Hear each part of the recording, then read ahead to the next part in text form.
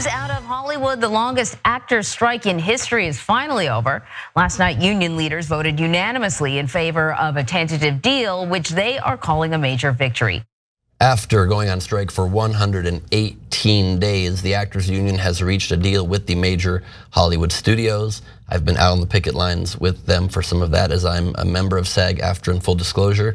It's huge news for the actors and entertainment industry at large, which has been shut down for the better portion of this year. But is the deal any good? Well, that remains to be seen. The details are still pretty slim. I'm waiting to review the full details myself, but here's what we know so far. Among the gains members will enjoy in this new contract cycle are: one, more than $1 billion in new wages and benefit plan funding; a streaming participation bonus for performers who work on shows in streaming that become successful; minimum compensation increases that break the so-called industry pattern and help our members keep up with the harm that's been caused by inflation. And for the first time, informed consent, and fair compensation guardrails will be in place around the use of artificial intelligence in our industry. We'll have increased pension and health caps that will channel more value into our benefit plans and funds. And we have critical new protections that are put in place for diverse communities.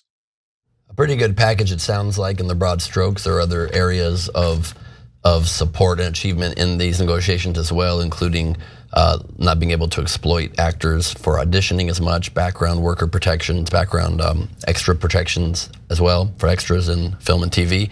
SAG's membership, which is over 160,000 workers strong, will now get the chance to accept or reject the deal. It's worth noting the Actors Guild members have not ever not ratified a contract, but the actors have very legitimate concerns about the consequences of artificial intelligence in their industry.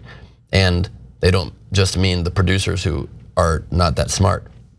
Just earlier this week, it was reported that studios were still putting very concerning language about AI in their contract proposals. From a report published on Monday, the Alliance of Motion Picture and Television Producers is seeking to secure AI scans for Schedule F performers.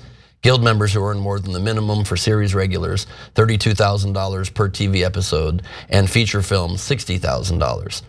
The company's suggested clause would require studios and streamers to pay to scan the likeness of Schedule F performers.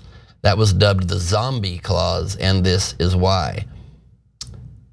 The language in the AMPTP's offer would see the studios and streamers secure the right to use scans of deceased performers without the consent of their estate or SAG-AFTRA, according to a union side source. The studios disputed that characterization, but the moniker stuck.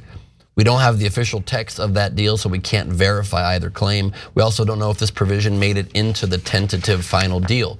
The deal also did not secure a revenue sharing provision, which was one of the union's goals. I mean, just to that point directly, I was disappointed to hear that they were only able to secure a bonus for successful streaming shows. How do you determine successful? There will be numbers around that, but it should be straight residuals, not, oh, you get a bonus if you make a show that's hugely internationally successful, make us all of our profits. It's insane. I had a show on Netflix for a long time, my game show, Idiot Test, and I didn't make 1 penny from it airing for 2 years and trending on Netflix, which should be an indicator of something being successful. Hopefully that changes very significantly with this new deal. SAG-AFTRA had proposed a 2% share, later dropped to 1% before a pivot to a per subscriber fee. Fran Drescher, the union's president, had made the demand a priority, but companies like Netflix balked, calling it a bridge too far. Instead, the Alliance of Motion Picture and Television Producers, AMPTP, proposed a new residual for streaming programs based on performance metrics, which the union, after making some adjustments, agreed to take. For the final word on the strike will go to none other than SAG president, the nanny, Fran Drescher. As Frederick Douglass said, power concedes nothing without demand. It never has and it never will. And the demands were made and met. And I'm very grateful that, what we felt, what we said ignited a workers' movement around the world. It rang like a clear bell tone, and it landed in the ears of the AMPTP. They heard it and they met the moment. Her voice is a lot better to listen to these days. Let's discuss this landmark deal and what we think so far. Maybe that's why the producers made a deal, or the studios. They're like, okay, yeah. No, all kidding aside, she did a great job, and so I'm super proud of her, and I'm proud of all the union members that were so strong, so courageous, and lasted all this time, and showed the strength of workers. And remember, most of the actors are not at all famous or rich. Okay, struggling to get by. And need this deal more than anyone else. And so I'm just incredibly proud of all the workers standing up for themselves all throughout the country, both in Hollywood for the writers' strike, and they got a great deal on that. Now the SAG-AFTRA strike, and of course UAW with a great deal with the automakers. So terrific job. It shows you what we say all the time on TYT: just try.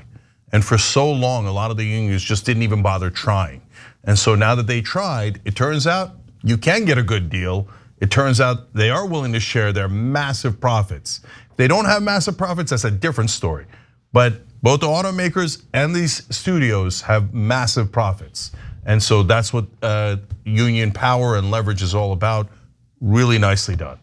Yeah, it's interesting. This is a very interesting time in Hollywood with these big studios. As Cenk says, some of them are making record profits, or certainly doing well, and some of them are not doing so well. The streaming universe hasn't been kind to everybody. But that said, it's certainly a moment for labor. You've seen it across the board. Cenk mentioned UAW. I think this is one of the reasons you see Amazon preventing people from organizing and sort of keeping union labor out. There's power in unions.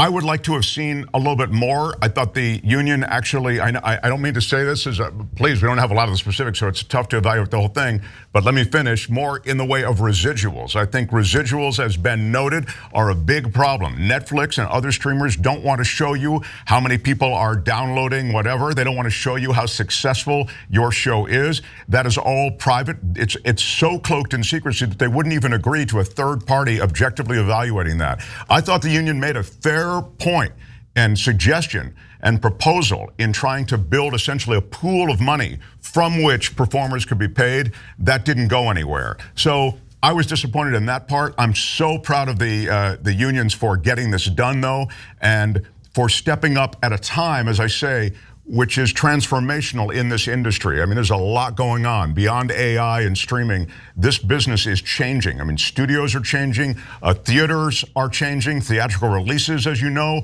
are changing even in the way they are released. So this is a big moment in Hollywood. So congratulations. And just to quickly further elucidate Cenk's point about most of the people in the union are not rich, it's so much even further than that.